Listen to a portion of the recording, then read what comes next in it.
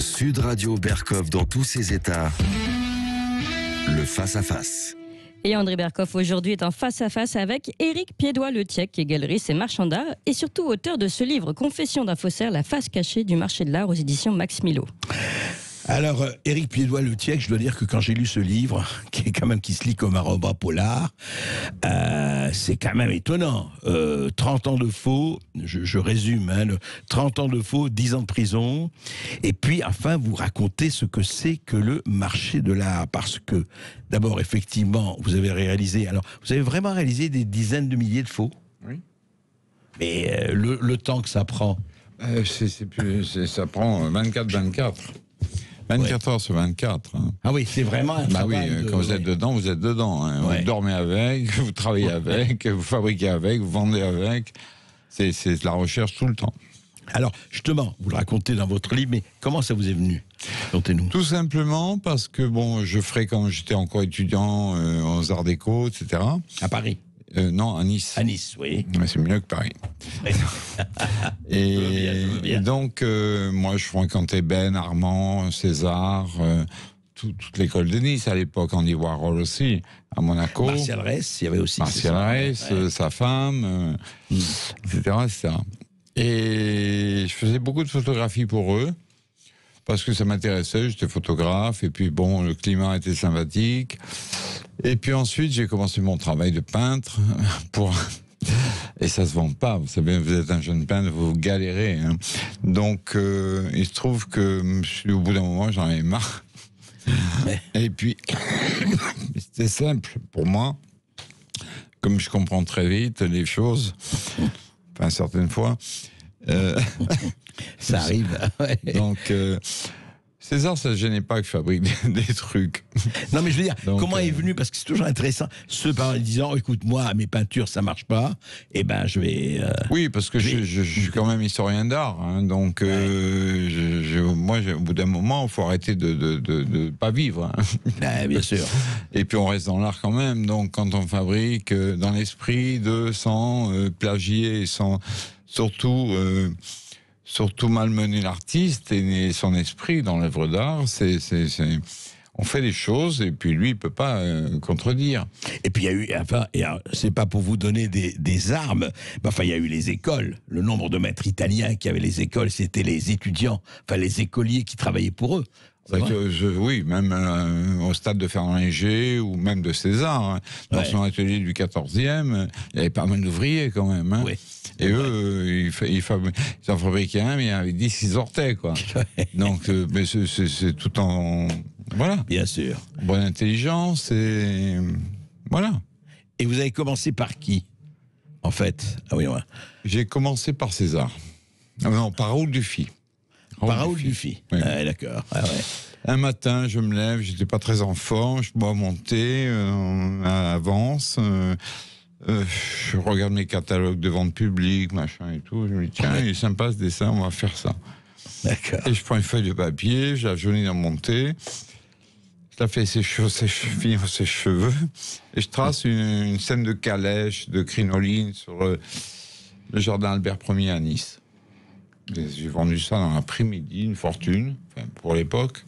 Vous l'avez vendu tout de suite? Oui. Tout de suite. Oh, ça a mis 10 minutes. Bon, et très bon prix? Un prix sympa, oui. Pour 2 minutes de travail, c'était sympathique. Oui, c'est pas mal. Voilà. Et on a récidivé après avec... il y avait une brèche, donc on s'engouffrait dedans, bien sûr. Ouais. Et puis... Chagall qui vivait pas très loin de chez moi. Vous avez commencé par les voisins, quoi. Enfin, par ceux qui habitaient... ouais. Bah oui. Les voisins... Non, mais par exemple, vous auriez pu commencer par les classiques. Enfin, essayer, je sais pas, quand je dis les classiques, prendre un autre siècle, peut-être, le 19e ou autre. Ah non, c'est pas possible, ça m'intéresse pas, c'est pas bon et ça vaut pas cher. Ça m'intéresse pas. Non, moi je fréquentais ces gens-là directement, physiquement. J'avais accès à leurs ateliers, ils me recevaient chez eux, etc. C'est ça, oui, vous les connaissiez. C'est voilà. Ouais. Donc c'était pas facile, parce que rien n'est facile, mais moi ça me passionnait plus, personnellement, au niveau intellectuel. Donc au niveau recherche, bon après j'avais toute la matière sur place.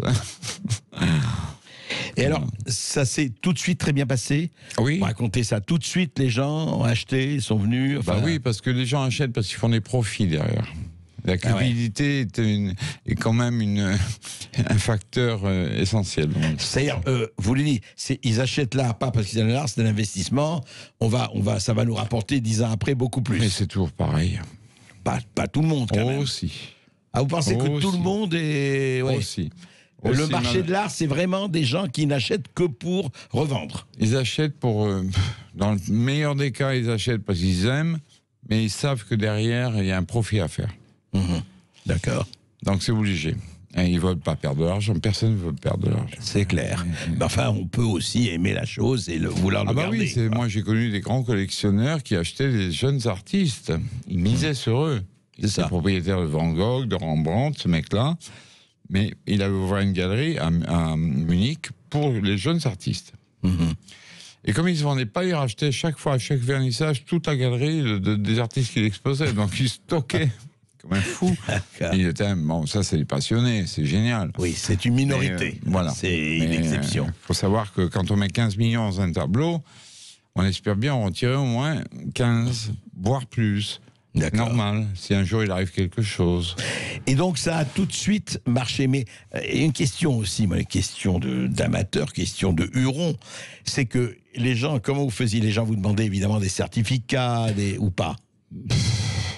On me demande des certificats. Vous savez, pour certaines choses, on demande des certificats, pour d'autres pas. De toute manière, on les obtient toujours. Et d'accord. Parce que même les ayants droit, la famille, les proches de l'artiste, si c'est quelqu'un qui a une couverture sociale hyper importante, comme un gros galériste mondial, il va voir la maîtresse qui a 40 ans de moins et il dit tiens, ça te plaît, fais-moi les papiers, tiens, voilà, un billet, donc on a eu tout. Ouais, d'accord. C'est tout simple. D'accord. Et comme ça, on obtient les certificats qu'on veut. Exactement. En fait, c'est un marché. Alors, vous avez étudié ça, non pas seulement pour vous. Alors, vous avez gagné tout de suite beaucoup d'argent? Pas beaucoup. On gagne un peu, mais ça fait beaucoup à la fin. Oui, ben voilà. Oui, c'est quand même pas mal. Plusieurs millions d'euros en un an. Eh oui, c'est quand même pas mal. C'est la brigade financière. Donc, ils sont très généreux en ce qui les concerne, mais je pense qu'ils ne sont pas très loin de la vérité non plus. D'accord. Alors, qu'est-ce qui a fait, vous le racontez, mais je le dis pour les auditeurs, et encore une fois, je recommande ce livre, vraiment, qui se lit comme un roman polar, comme un thriller. Qu'est-ce qui vous a fait tomber, entre guillemets? Un concours de circonstances. Vous savez, il y a eu un vol dans une galerie de Saint-Paul-de-Vence, chez un de mes potes d'ailleurs, bon galériste belge.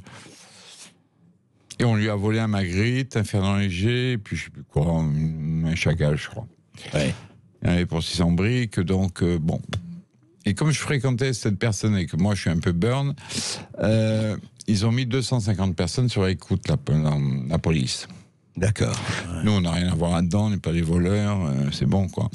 Mais ils n'ont pas arrêté tout de suite les voleurs de ce casse. Oui. Et ils nous ont mis, donc dans les écoutes, ils voyaient qu'on parle d'autre chose. Donc, réquisitoire supplétif, ils se mettent sur nous pendant 1 an et demi. Et là, ils voient, ils sont aperçus de la partie invisible de l'iceberg. Ça veut dire qu'on fabriquait des faux, des tirs-larigots, et voilà. Ah oui, ils s'en sont aperçus par l'écoute, etc. Ça fait par hasard. Hein.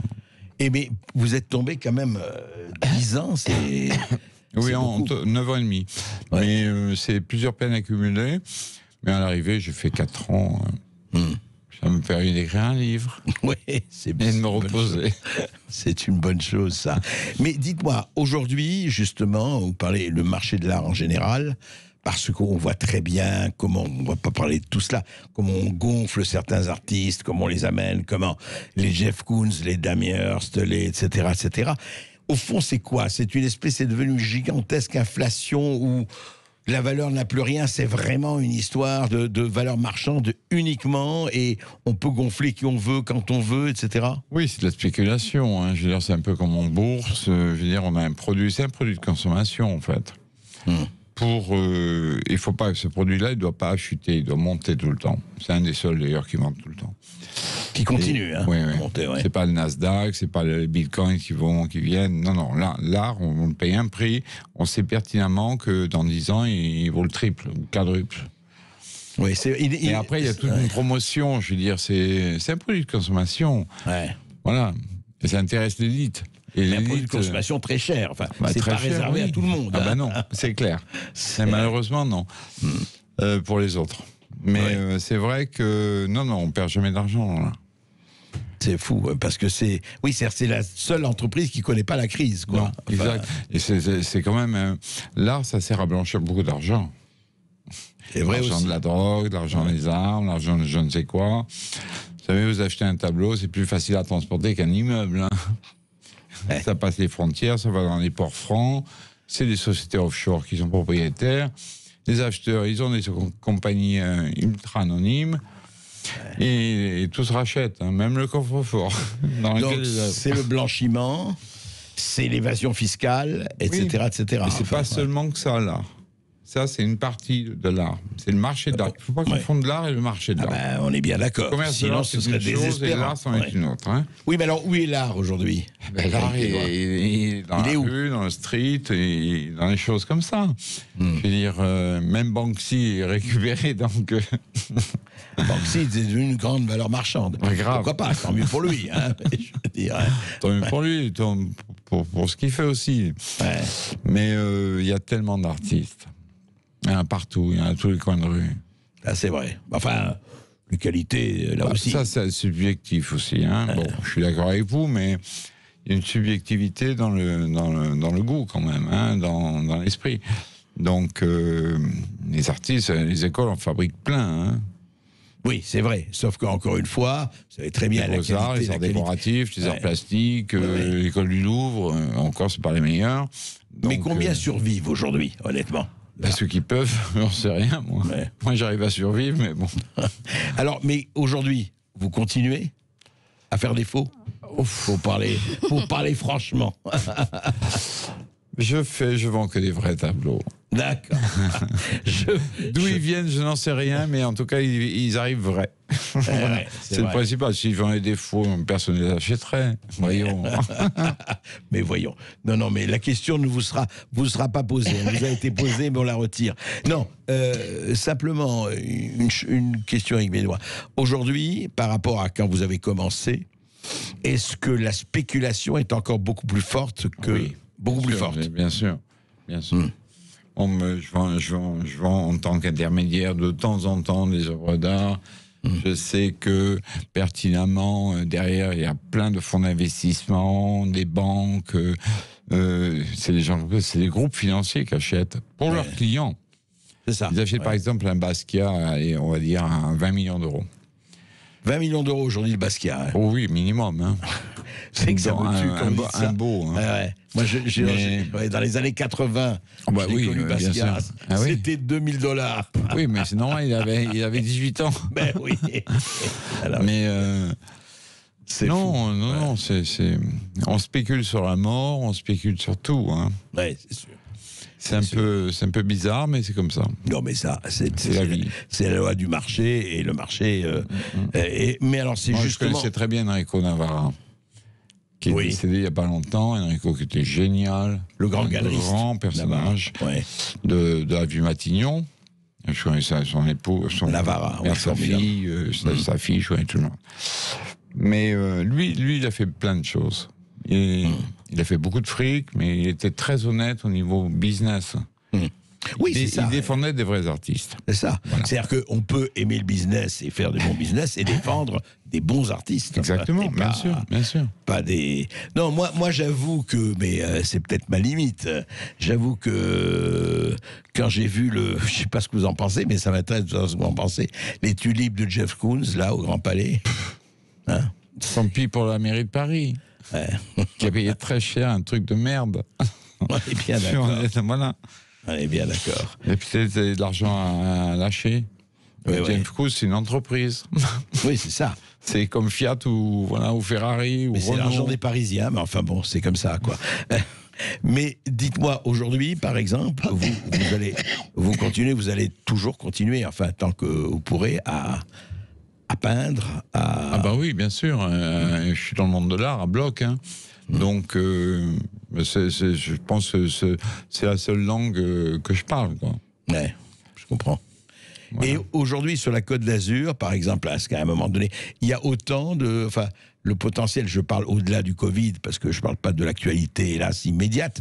Il y a autant de possibilités, en tout, aussi bien économiques qu'artistiques. Économique, il y a des possibilités. Artistique, c'est plutôt ric-et-rac. Ouais. Parce qu'il y a à boire et à manger, si je puis dire. Et je trouve pas il n'y a pas de courant intellectuel, il n'y a pas des choses comme ça qu'il y avait dans le nouveau réalisme, par exemple. Ouais.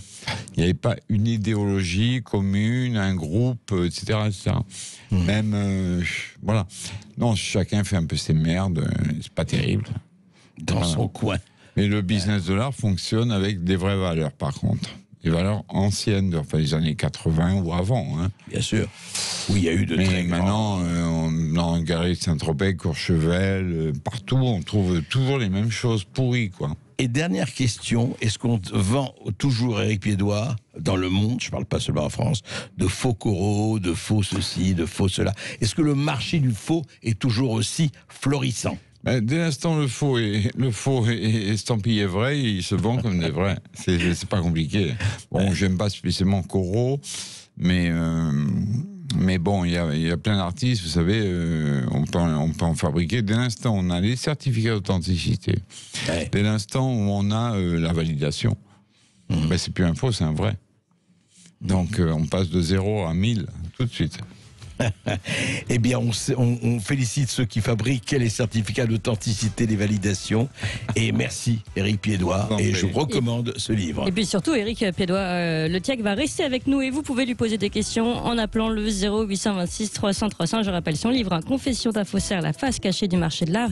Vous pouvez vous poser vos questions sur le marché de l'art. Est-ce que c'est un produit de consommation ou de spéculation? Mais aussi revenir sur la peine de mort, on a parlé, ou sur les prix non-genrés. À tout de suite. Et voyez, on parle d'art, on parle de la peine de mort, on a parlé de tout cela se mélange. Tout cela, effectivement, ce qui tisse notre monde, le monde du marché, le monde de la violence. Tout cela, ça a toujours existé, ça existera encore, mais on est là, nous, pour être très vigilants, très lucides, et de dire les mots MOTS sur les mots MAUX et ne jamais se tromper de langage. Juste un mot, Éric Piédois, comment on fait? Est-ce qu'il y a Allez, comment on fait pour faire, non pas la grande vadrouille, mais la grande magouille, comment on fait pour monter la cote d'un artiste? Est-ce qu'il y a une opération, une alchimie? Il faut le dire, parce que c'est une grande manœuvre, quoi. Comment on fait? Alors, on monte, de manière générale, on monte la cote d'un artiste parce que on la propulse à travers les ventes publiques, déjà. Donc, elle a fait un prix, on la propose, on intéresse pas mal de personnes à jouer avec. Dans les galeries, dans les ventes Christie, et on la tout rend, ça, oui. On la rend de plus en plus rare, donc de plus en plus chère, et de plus en plus convoitable et convoitée. C'est comme ça que ça se fabrique. Plus on parle d'un artiste, plus il est coté. Plus les gens s'y intéressent, et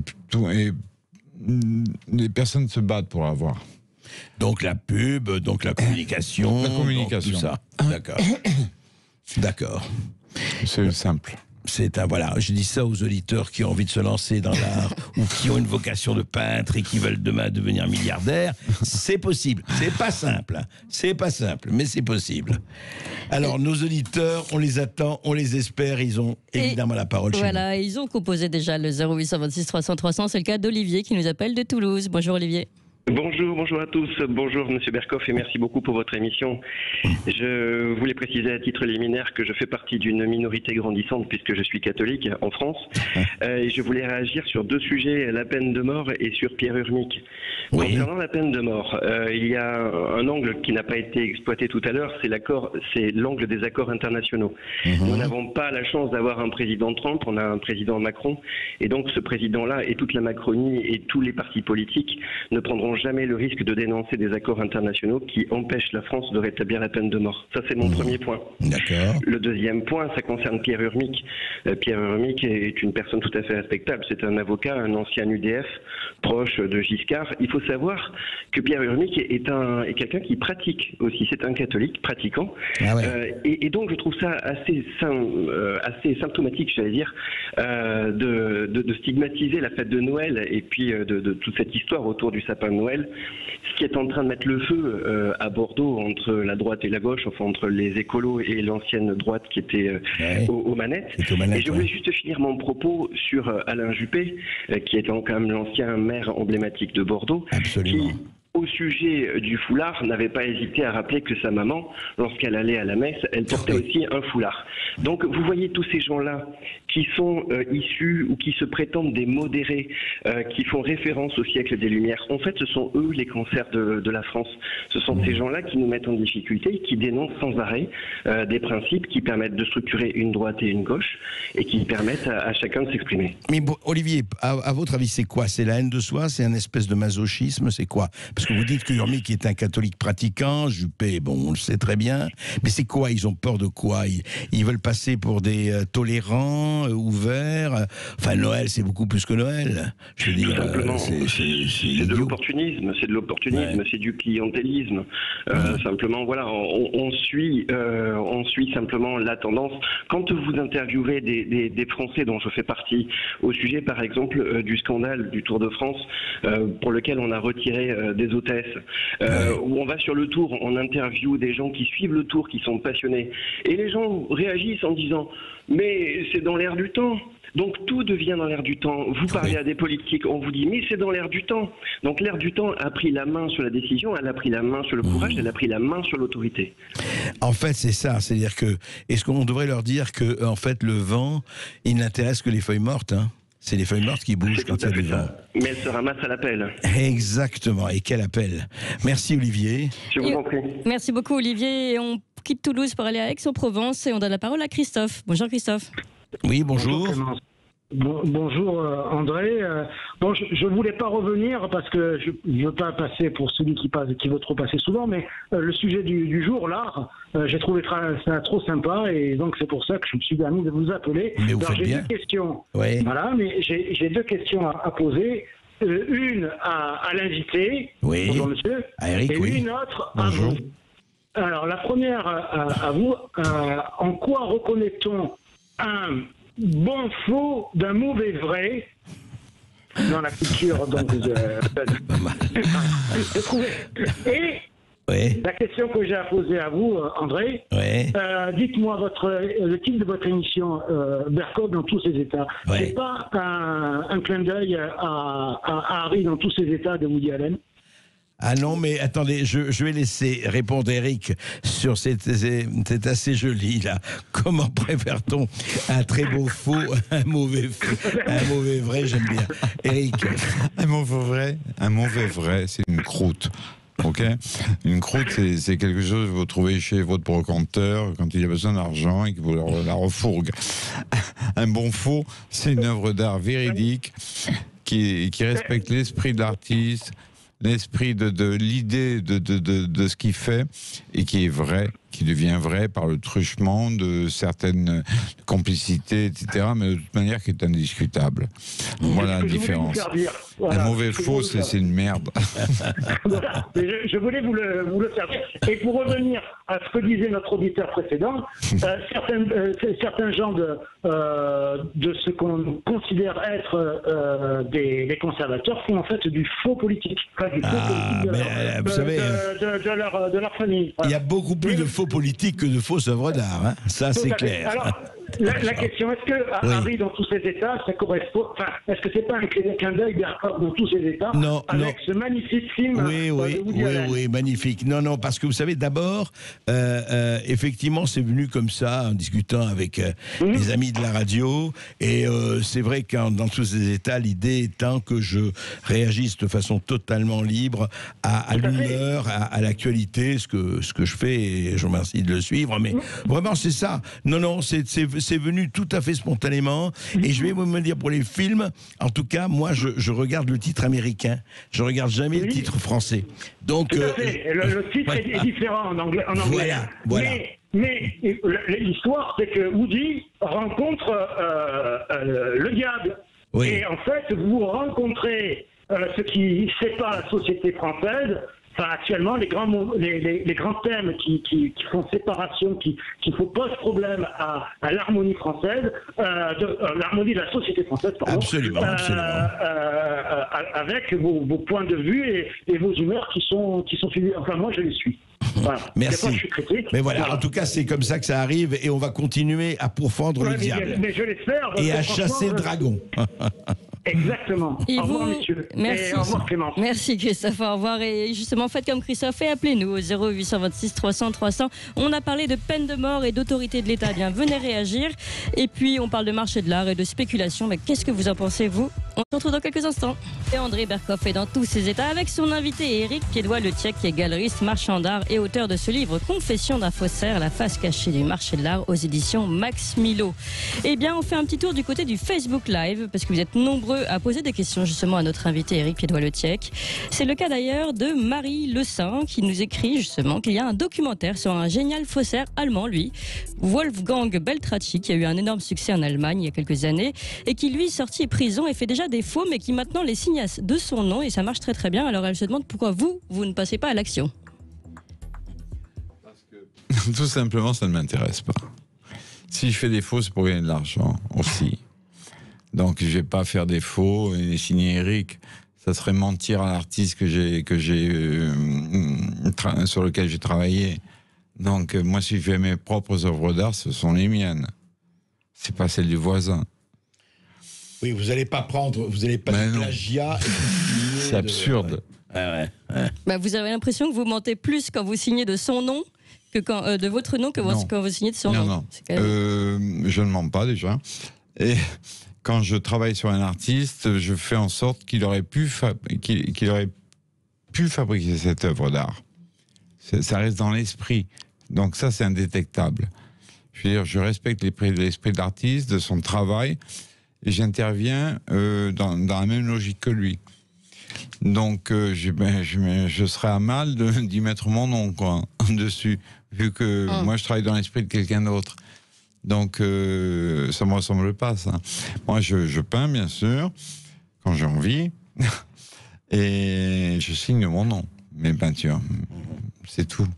Vous êtes comme un acteur, en fait. Exactement, vous rentrez dans la peau d'un personnage, c'est pas dans la peau d'un autre.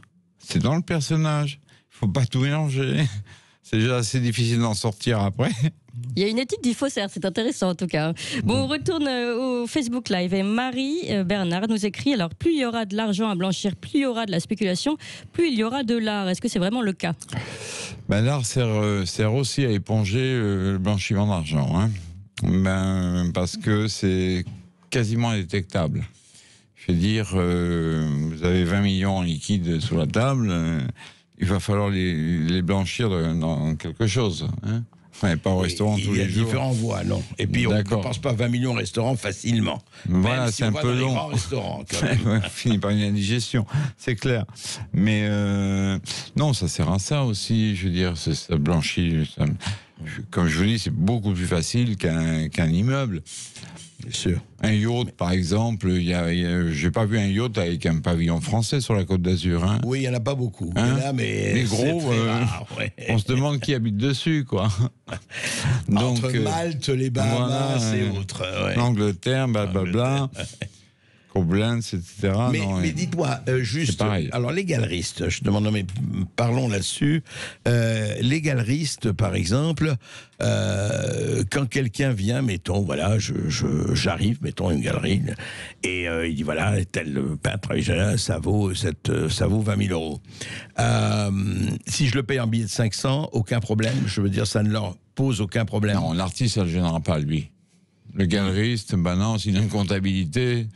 Bon, il faut que... Voilà. Non, mais moi, je vais dans une galerie. C'est-à-dire que si je ne connais pas l'artiste, je parle... Oui, vous allez me dire, eux vont... Alors, attendez, les blanchisseurs, pour parler vont chez les artistes directement, ils ne passent pas par les galeries, à votre avis? Non, ils achètent directement aux propriétaires des œuvres d'art.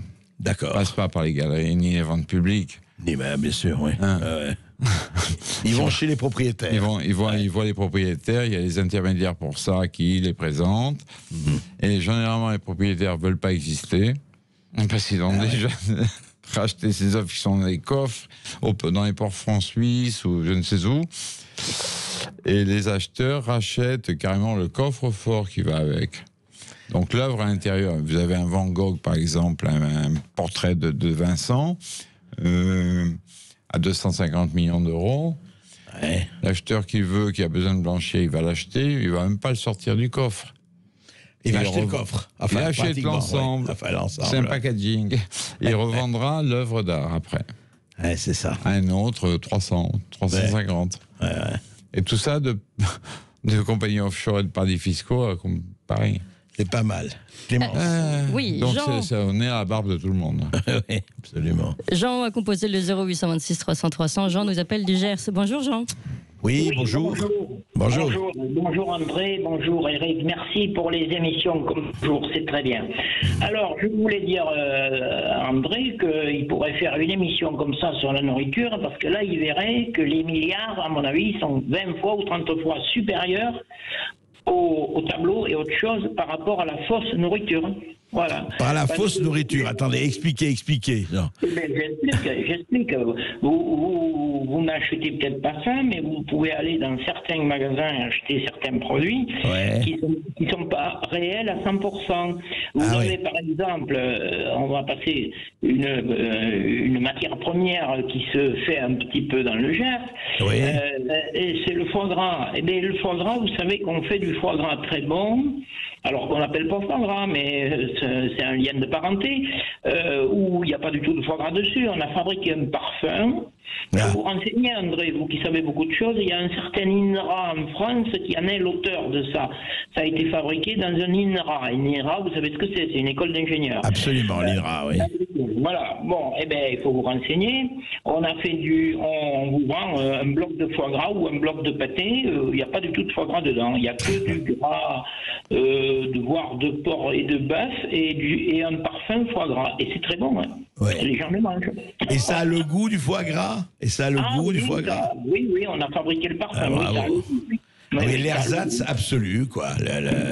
Voilà. Alors, je pense que là, toutes les entreprises qui fabriquent ça, qu'elles soient en France, en Europe ou en Chine, je sais pas, c'est des milliards, à mon avis, qui sont beaucoup plus juteux, je pense, que les tableaux que peut faire ce monsieur de sa main. Voilà. Oui, mais je vais vous dire, ça c'est vrai, si vous parlez en somme énorme, mais si j'achète une boîte de foie gras, je l'achèterai quand même moins cher que si j'achète un faux Van Gogh. Vous voyez ce que je veux dire? Je suis d'accord avec vous, mais si vous êtes 10 milliards... ça c'est vrai. Je doute qu'il y ait 10 milliards de gens qui bouffent pas en même temps. Pas vous, André, mais ils sont beaucoup plus nombreux à acheter quelque chose par rapport au prix que par rapport à la qualité.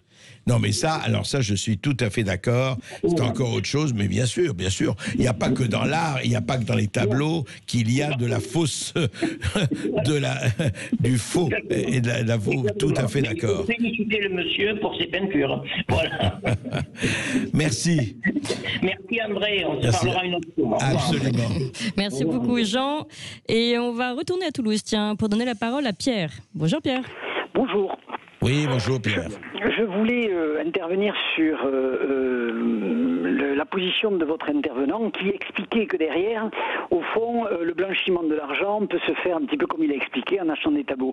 Mais vous savez, lorsqu'on prend une société classique qui aujourd'hui crée plusieurs sociétés avec une holding et que cette holding va subventionner ou va combler le déficit d'une autre société, alors certes on ne parle pas de blanchiment, mais on parle d'évasion, on évite de payer des impôts, quoi, quelque part.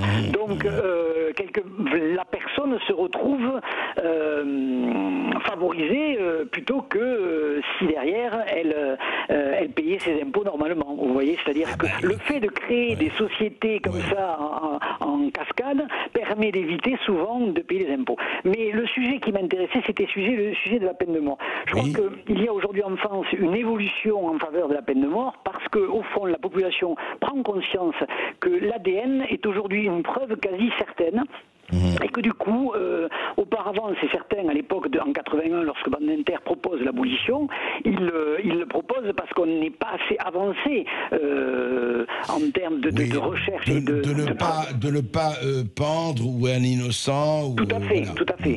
Alors qu'aujourd'hui, bien sûr, ce qui pousse les gens un peu vers la peine de mort, c'est vers le souhait de revenir sur une peine de mort, c'est parce que derrière, justement, il y a cette preuve qui est quasi certaine. Mais bon, après, bien entendu, moi je suis absolument contre la peine de mort, parce qu'après, d'un point de vue philosophique, je pense qu'il n'y a pas d'être supérieur à un homme pour permettre, pour qu'il puisse prendre une telle décision, et quand bien même elle serait collective, quand bien même ce serait un groupe d'individus qui décident de la mort d'une autre personne. Je crois que c'est un autre problème. Je crois qu'en fait, la peine de mort, à mon sens, aurait un intérêt si elle avait lieu si elle permettait de protéger la population. Or, aujourd'hui, on voit bien que quand bien même on condamnerait une personne à la peine de mort, on voit que le problème est ailleurs, puisqu'il y a d'autres morts, enfin, il y a d'autres effets systématiques. C'est un problème de société beaucoup plus grave d'un point de vue éducatif que d'un point de vue purement de la morale. Oui, mais je crois que c'est une vraie question, et en tout cas, moi, ça ne me gêne pas du tout qu'elle soit reposée, mise sur la table. Je pense qu'il faut en parler. Je pense que moi, personnellement, je suis plutôt dans votre position, encore que dans certains cas, j'avoue que ça me pose vraiment... vous savez, il y a quand même ce problème qui est où on met la barre, et Jean-Louis Arouet le disait très très bien, où vous mettez la barre de la sanction. Quand je dis que la sanction, c'est-à-dire, on a bien vu quand même qu'il y a aujourd'hui, et vous le savez très très bien, il y a quand même un laxisme judiciaire ou autre total vis-à-vis d'un certain nombre de peines. Alors je dis pas qu'il faut passer à la peine de mort, je dis simplement qu'à partir du moment où il y a une impunité pour un certain nombre de gens, comment voulez-vous, et c'est la nature humaine, qui n'ait pas envie de recommencer, puisqu'il ne risque rien. C'est toujours pareil, risquer sa peau. Quelqu'un qui n'a rien demandé, qui vient, qui se fait massacrer, etc., la personne qui se fait massacrer, on le met en garde à vue, on le garde 1 an et encore, ou 2 ans, et on le libère. Il y a quand même un problème. Or, il y a une vie qui a été ôtée.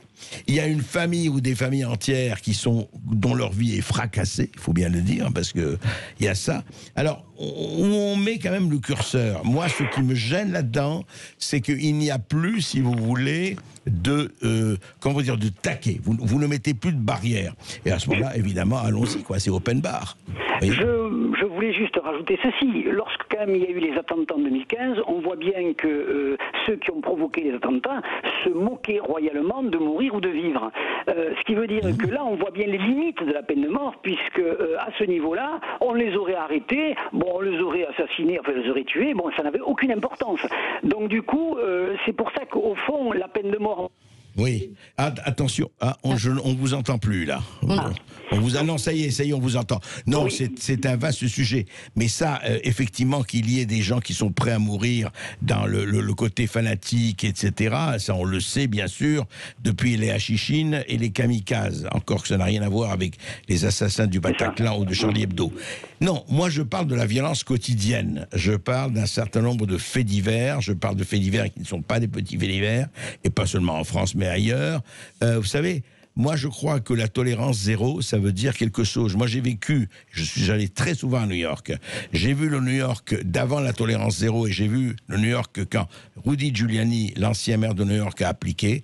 Je peux vous dire que la criminalité à New York a baissé de 50%. Il y avait des quartiers entiers à New York où personne ne pouvait rentrer parce que c'était la drogue, etc., etc. Ça joue, ça. Dire on ne peut rien faire et se dire oulala, moi j'attends, tant que ça m'arrivera pas à moi et à ma famille, allez, j'y pense pas, mais le jour où ça arrive à moi, ça ma fille, à famille, ce sera autre chose. Vous voyez, je veux dire, on ne peut pas raisonner comme si c'était pas nous. À un moment donné, il y a des règles du jeu. Et il faut les appliquer, ces règles du jeu, je crois. Mais je partage tout à fait votre point de vue et je l'applique moi de mon côté avec mes enfants, c'est-à-dire que l'éducation fait partie justement intégrante de l'évolution de l'enfant, et c'est vrai qu'il y a des interdits, et si on n'applique pas ces interdits, évidemment c'est la porte ouverte à tout. Et c'est vrai que pour ces jeunes de quartier ou pour ces délinquants, je crois à mon sens qu'il est trop tard pour la génération qui a 15, 16, 17 ans, 18 ans, mais par contre pour les tout jeunes, à mon sens, c'est là qu'il faut que l'on opère et que l'on attaque immédiatement franchement, parce que pour moi, la génération aujourd'hui majeure est condamnée, c'est-à-dire qu'on ne pourra pas revenir en arrière, sachant qu'ils ont goûté absolument trop de liberté et qu'ils n'ont jamais eu d'interdit. Donc, à moins, parce que ce sont des gens qui sont déjà révoltés et qui se révolteront encore plus parce qu'ils n'ont plus de contraintes, parce qu'on ne leur a jamais appris. Mais c'est ça. Mais alors, il y a aussi la question de la famille, tout ça. Enfin, on pourra parler pendant des heures. Il y a les questions de la famille, tout ça. Et à un moment donné, je vous dis, c'est tout le problème de, au-delà de cette limite, votre ticket n'est plus valable. Et c'est un long programme. Merci en tout cas. Merci beaucoup Pierre. Et puis faites comme Pierre, composez le 0826 300 300. On parle de peine de mort aujourd'hui. Je rappelle qu'il y a eu ce sondage quand même de l'Institut Montaigne qui montre qu'une majorité des Français est pour le retour de la peine de mort. Alors est-ce que c'est une crise de l'autoritarisme, de l'autorité de l'État? Venez nous dire ce que vous en pensez. Et puis on parle aussi de blanchiment d'argent, de spéculation autour du marché de l'art avec notre invité. Eh bien, venez lui poser des questions. À tout de suite. Sud Radio Bercoff dans tous ses états. Et André Bercoff est dans tous ses états avec son invité Éric Piédois-Lediac qui parle qui confesse sa vie. Et puis on retourne sur le Facebook Live. On donne la parole à Yam Laporte qui nous dit alors voilà pour la peine de mort. Pour moi c'est logique, c'est des barbares qui font des sévices tous les jours avec des violences et il y en a ras-le-bol de ces récidives. Et puis les racailles et les parents se désintéressent de leurs enfants et de leur progéniture et ça ne fait qu'empirer. Voilà, Yam qui pousse un coup de gueule justement sur le Facebook Live. Et puis on donne tout de suite la parole à Alexandre qui nous appelle de la Drôme. Bonjour Alexandre. Oui, bonjour. Oui, bonjour. Et merci de me faire intervenir. Je pourrais réagir sur tous les éléments. J'aimerais terminer par la suite en parlant de vous, M. Bercoff, en vous remerciant. J'y tiens beaucoup. Je vous expliquerai tout à l'heure. Concernant la peine de mort, oui, moi je suis pour. Je vous expliquais l'autre jour ce que coûtait un terroriste emprisonné jusqu'à son jugement, autour des 400 et quelques mille euros par an. Vous vous rendez compte un peu de ce que ça nous coûte à notre portefeuille sur 10 ans, 15 ans, 20 ans? C'est des dizaines et des dizaines de millions, si ce n'est des centaines de millions pour une personne. Une personne. Un barbare, c'est un cafard et ça s'extermine. Maintenant, contrairement à ce que disait le dernier participant, quand on tue pour des questions religieuses, si je prends le cas des terroristes islamistes, je connais un peu l'islam pour m'être converti il y a 22 ans par amour et par nécessité. Un musulman ne peut pas être incinéré, c'est interdit par l'islam. Donc à partir du moment où vous incinérez le corps d'un terroriste, c'est plus qu'une punition. Donc non, ce n'est pas un kamikaze dans ce cas-là. Il n'est pas. Oui, c'est vrai. Non, quand je dis kamikaze, enfin, c'est autre chose. C'est évident. Vous savez, c'est ce que disait Oussama Ben Laden. Nous vaincrons parce que nous aimons la mort plus que ce que vous n'aimez la vie. C'est la sensation de connaître une vie paradis, etc. Bon, c'est tous les fanatiques et d'ailleurs tous les gens qui sont pénétrés par cette idéologie-là vont vers ça. Mais moi, je comprends très bien. Si vous voulez, en tout cas, je pense que cette discussion sur la peine de mort, elle revient parce qu'à un moment donné, vu ce qui se passe, elle peut revenir. Et en tout cas, ça se discute comme tout doit se discuter. Moi, je crois qu'il n'y a pas de questions tabou et il n'y a aucune raison qu'il y ait des questions tabou dans ce genre. Tout à fait d'accord. Est-ce que je suis toujours à l'antenne ou pas? Tout à fait, vous êtes à l'antenne. Ok. Concernant la valse des milliards, la fraude, enfin les tableaux ou autres, je suis depuis quelques années maintenant dans le domaine de la gastronomie autour de l'univers des truffes. Et je peux vous dire que la fraude, ça y va c'est vraiment de concert. Et, vous voulez dire, il y a la fraude dans les truffes? Oui. Oh là là, vous saviez, elle est produite aux truffes, surtout. Et l'Union européenne y contribue, mais alors... Ah bon, racontez-nous, non, mais ça m'intéresse. Comme j'adore les truffes, alors si on me dit qu'il y a encore des truffes qui ne sont pas les truffes, c'est grave, là on va sévir. J'ai été le premier, il y a 7 ans, à faire découvrir une douzaine de variétés de truffes différentes aux chefs, au Grand Chef. Je suis toujours un peu là-dedans, hein. Surtout dans les produits aux truffes, les préparations.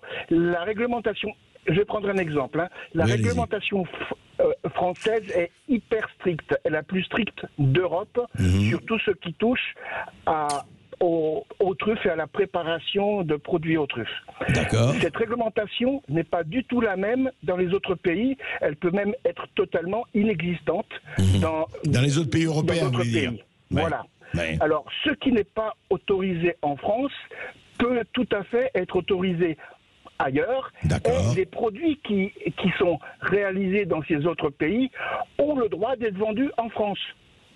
Ah, d'accord, c'est ça. C'est-à-dire que un règlement ou l'absence totale de règlement, mettons, dans tel ou tel pays européen, les produits qui sont fabriqués selon donc pas du tout les règles françaises ou les normes françaises peuvent être et sont vendus en France ou pas? Tout à fait, bien sûr, mais bien sûr. Et ce qui complique en plus la chose, c'est que dans le nom que l'on donne aux truffes, aux différentes variétés, vous savez, il y a une centaine, non, il y a 28 sortes de truffes en France et en Europe en général. 28 sortes, et pas une seule. Les noms ne sont pas du tout les mêmes d'un pays à l'autre pour certaines variétés. Il y a le nom commun, comme Tuber melanosporum, mais ensuite, si je prends l'exemple de la truffe d'été, Tuber estivum, dans d'autres pays comme l'Italie, ils l'appellent truffe noire. Truffe noire d'été ou truffe noire.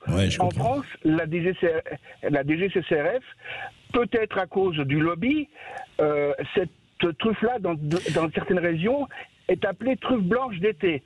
Elle n'a rien de blanc, sauf l'intérieur qui est blanc quand elle n'est pas mûre. Mais la DGCCRF l'a classée dans truffe blanche. Sans rentrer dans tous les détails, ce que vous voulez dire en fait, c'est qu'on peut avoir en France présenté comme des truffes tout à fait authentiques et sans problème et avec les règles françaises, on peut vendre ça alors qu'elles ne sont pas du tout ces truffes qu'elles devraient être, quoi. C'est ça. C'est difficile. Certains le font. Ça existe avec c'est souvent fait, très souvent, de la part de professionnels de la restauration ou d'amateurs, de manière involontaire. Quand vous importez des produits d'Italie, par exemple, ou d'ailleurs, en Roumanie ou ailleurs, et que c'est marqué truffe noire, alors que c'est des truffes d'été, et que le restaurateur en France va traduire ça sur sa carte par truffe noire, si la DGCCRF le chope, il risque de faire des boutiques. Hein. Donc oui, mais alors je ne comprends pas que vous me dites que c'est une fraude énorme à ce moment-là, puisque tout le monde fait attention. Donc je ne pense pas que la fraude doit être aussi grande que ça. Rien que sur les étiquettes, le fait, quand il y a des arômes, ce qui est très souvent le cas, dans nombre de produits, la truffe qui est dedans est tellement ridicule qu'elle ne sert à rien du tout. Il faut juste à dire qu'il y a de la truffe, et juste à le fait de mettre 1% de truffe minimum, ce qui ne sert à rien, strictement à rien, c'est en général de la truffe qui est lyophilisée, qui est séchée, elle n'apporte rien du tout. Je peux donner un exemple, par exemple, Frédéric, pardon, il y a l'huile de truffe, l'huile en tout cas à base de truffe, l'huile de truffe qui se vend très bien au bon marché, par exemple, ou le poivre ou le sel à la truffe, et en fait il n'y a rien dedans, ça donne pas de goût de truffe du tout. Non, c'est impossible. Rien que dans la dénomination, c'est du mensonge. Huile de truffe, ça ne veut rien dire. On ne peut pas faire de l'huile avec de la truffe, puisqu'il n'y a pas de corps gras dans la truffe. Donc ça ne peut pas être exister. De l'huile de truffe. Très bien, en tout cas. De l'huile démonstration en tout cas faite, Olivier. Mais je crois, vous savez, dans tous les domaines, et après c'est une question d'échelle, dans tous les domaines, l'âpreté du gain, on le sait, encore une fois, là nous enfonçons des portes très ouvertes, mais l'âpreté du gain, elle joue partout. Dans le marché de l'art, ça se compte par millions, voire par milliards. Ne parlons pas du marché de la drogue, ne parlons pas des produits coupés, etc. Enfin là, franchement, on peut y aller à partir du moment où, comme dit Léo, il y a du Grisby, comme disaient nos ancêtres dans les années 50, touchez pas au Grisby, et voilà, ça marche. Allez, on retourne au standard, et Frédéric a une question pour l'invité. Frédéric nous appelle de Toulouse. Oui, Frédéric, bonjour. Oui, on vous écoute, Frédéric. Bonjour André Berkoff, quelle joie de vous avoir au téléphone. Vous êtes le plus roboratif des animateurs radio de la planète. C'est gentil. Tout simplement. Je me considère comme un acteur culturel de Toulouse, c'est la matinée des Toulousains, et des Frédéric d'ailleurs. Et je vous appelle au sujet du marché de l'art contemporain, mais plus que du marché, peut-être de l'esprit qui préside à l'art contemporain. J'ai un souvenir assez douloureux, je dois dire. C'est il y a une trentaine d'années, peut-être, c'était la revue Art Press qui avait traîné dans la boue Jean Baudrillard, pour qui j'ai une grande estime. Et vous avez raison. Défunt penseur de mai 68 et de l'objet. Bien sûr, l'objet et le simulacre. Et voilà, et aussi photographe, parce que c'est mon domaine de réflexion. Et je me souviens très bien qu'il avait dénoncé l'imposture de l'art contemporain. C'était et la revue Art Press l'avait traîné dans la boue, en le traitant de tous les noms. C'était un théoricien quand même de mai 68, de la grande liberté de cette époque, et ils l'ont traité de fasciste, de tout. Et j'ai un autre souvenir, il était passé chez un des derniers penseurs libres aussi, qui est Finkielkraut. Il était passé à son émission Réplique, et effectivement, c'est un homme de grande sensibilité, et j'aurais une question à poser quand même, aussi en tant que catholique, c'est de m'interroger sur je dirais, la fin de course de la pensée moderne en matière d'art, en matière de théorie de l'art. Je veux dire, la pensée moderne en matière artistique, c'est le subjectivisme absolu, c'est-à-dire je suis le seul à décider, this is art if I say so, disait Duchamp, et donc si je le décide, personne ne peut le décider pour moi. C'est-à-dire qu'on a éliminé toute transcendance, et donc je me demande si à la fois la surenchère business et la dilution de l'esprit moderne dans une espèce de décadence absolue, tout ça nous amène pas en enfer, quoi. Qu'est-ce que vous en pensez? Alors, je ne sais pas, moi les notions d'enfer sont moins familières, mais je comprends très bien. Et oui, il y a l'enfer de l'esprit, quand même. Non, bien sûr, l'enfer de l'esprit. Non, mais vous avez raison. Non, le problème qui est posé, d'ailleurs, on va évidemment poser la question à Éric Piédois. Le problème qui est posé, c'est que, est-ce qu'il y a effectivement, aujourd'hui, on va dire, vous savez, toujours on disait, à chaque fois qu'un art arrivait, vous savez, les impressionnistes ont été accueillis comme des espèces de rustres et de destructeurs de l'art et compagnie. Permettez-moi de vous couper, André.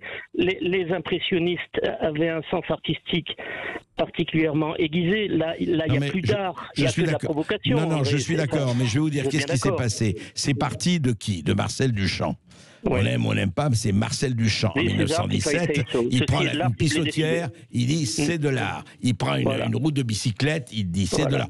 Tout ce qu'on voit aujourd'hui, c'est les épiphénomènes et les parangons totalement de Marcel Duchamp. Hein. Ils n'ont rien inventé, il est venu après. Alors, ils n'ont rien inventé, j'exagère. Il y a eu quand même beaucoup de choses. Mais en fait, c'est parti de là.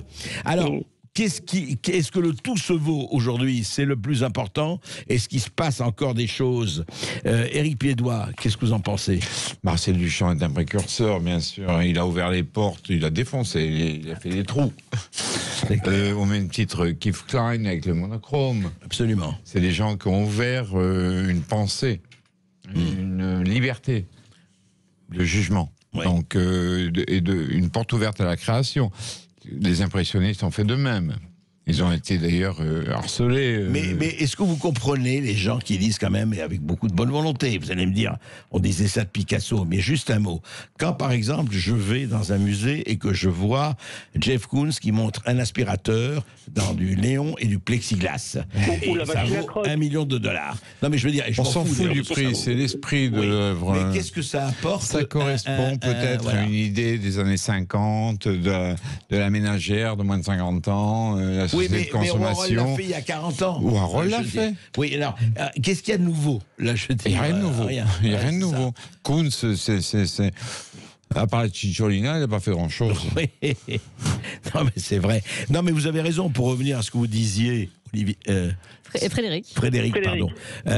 Vous avez tout à fait raison. La question est posée de tout se vaut ou tout ne se vaut pas.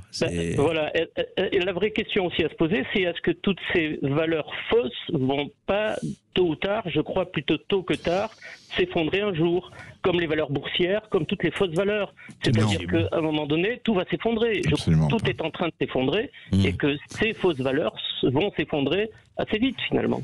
Alors Éric Piednoir, pourquoi vous dites non, c'est pas possible? Si, c'est impossible. Non. Pourquoi? Où ça s'effondrera? L'histoire de l'art remonte à la nuit des temps. Est-ce que quelque chose a perdu de la valeur?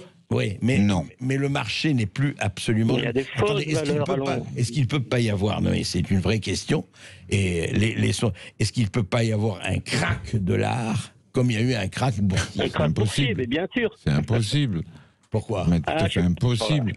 Non, mais c'est intéressant d'avoir les... Non, mais ça ne peut pas exister. Un artiste qui n'est pas coté ne sera jamais coté, ok? Donc, lui, il risque rien.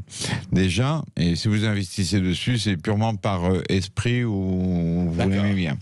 Maintenant, vous voulez spéculer. La spéculation entraîne une synergie financière.